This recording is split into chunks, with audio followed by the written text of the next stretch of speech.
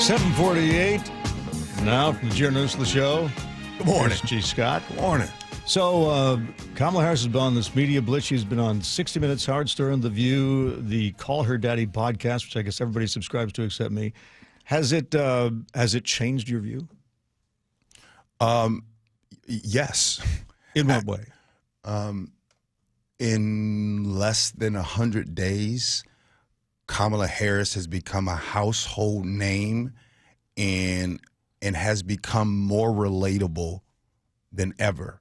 And I don't know that anyone has been able to fast track and do that like that. So you feel you know her now, whereas you didn't before? Is that what you're saying? I feel a lot of us know her a lot better now. Example, her having guns.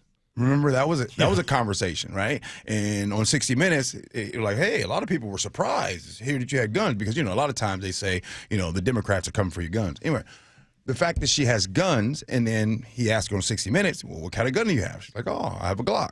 So I didn't know that. I mean, I was, oh, okay. Last night on Late Night with Colbert. Colbert, yeah. Did she drink Miller High Life?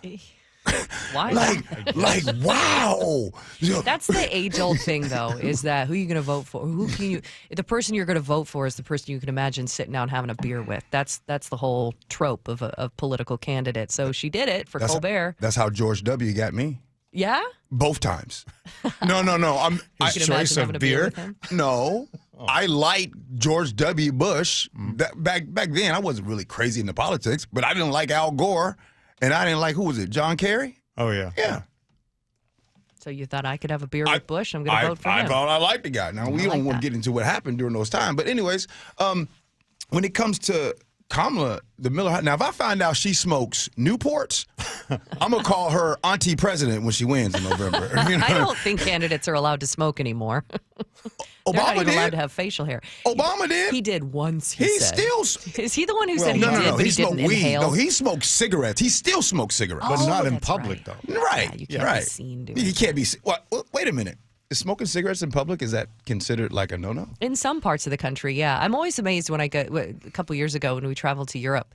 It's so, especially vaping, it's everywhere, out in the open. Nobody judges it. Around here, anybody will mean mug you if you do it. Like, they'll make a big stink out of it, right? Like, they'll like cough around you to shame you. I think it's regional. So, I mean, here she is going on this media tour. Melania was on a media tour as well. Her book is getting out there.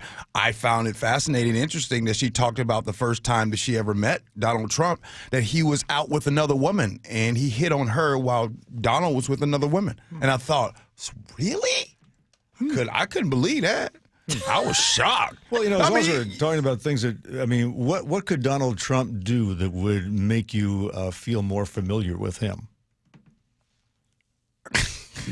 What kind of beer should he drink? I think we're all too familiar with him at this point. He says too much. He needs to scale back if he wants to win votes. I don't know that you've ever stumped me like that. I think that we're very, like Colleen says, we're very familiar with him. Yeah. Probably too familiar. That's what I'm thinking. Even Putin's familiar with him. Yeah, apparently so. I was kind of surprised by that. Sharing COVID tests? COVID tests? Yeah. Well, if that works, to say, hey, if you do refrain from invading Ukraine, I'll send you some COVID test machines. Right? That would have been a nice thing to do. So, look, we're less than 4 weeks away. I think we're 4 weeks from yesterday. I'm sure that we'll have live coverage. It'll probably be Dave Ross here on KIRO Radio. And Dave Ross and Charlie Harger and, all the big hitters around here. See, I don't never get invited to these kind of things. Neither do I. I never have. They just show up. You know what I'm saying? They don't want to hear what I got to say. It's like the diners that they continue to go through to all these years. Like, we're going to go to this diner in the Midwest. That's the equivalent of having Dave Ross and Charlie on there. Election coverage needs to be very demure. I mean, we want to hear exactly, well, let's take it over to Arizona and let's see what's going on there.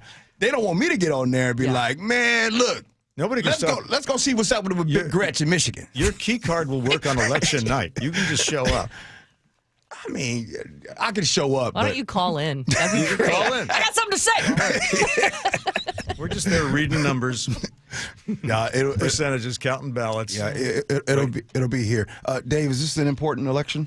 I think so. But I think every election is important. I Well- like because they show how many people are still interested in showing up and voting.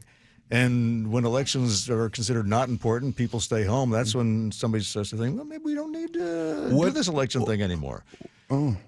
That's what I worry about. I think every election should be top of mind for everybody because that's what makes this country so different. Yep.